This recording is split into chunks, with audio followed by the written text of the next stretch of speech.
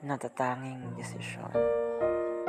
Sa isang kabanatang ibinuklat ni tadhana, hindi ko mawari na naging parte ng aking pahina kung paano hindi naman tayo masyadong malapit nung umpisa hanggang sa ito'y nabago ng bigla.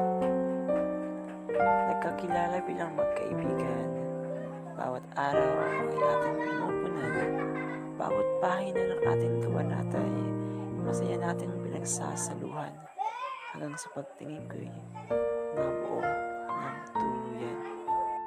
Hindi ko mawari kung bakit at paano na sa tuwing kasama ka'y napapangiti ako at sa bawat pagngiti mo'y siyang pagkakilig ko at sa bawat araw na madaan ay siyang pagbago ng pagtingin ko sa iyo.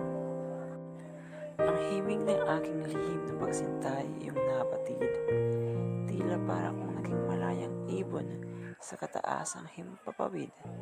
Pagkakaibigan natin nanatili at tila nararamdamang kasiyahan ko ay hindi ko na mawari. Sa paglipas ng panahon ang siyang pagbago ng lahat. Sa munting himig ng aking pagsintay, yung tinulak papalayo, nagparamdam ng di kaaya-aya hanggang sa di ko na malasap. Kasiyahan sa puso, tila direksyo'y di na napapagpad.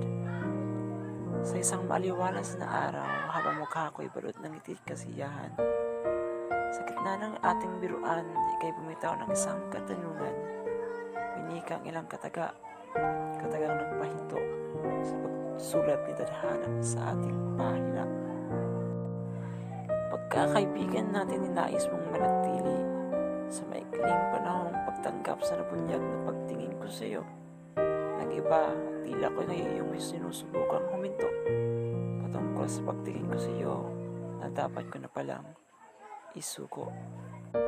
Kaibigan, sa mga tinuran mong salita at mga kagustuhan, nais mong panatili ang masaya nating pagkakaibigan at bilang isang tunay na kaibigang nagmamahal sa iyo, susundin kita at titigil na ako.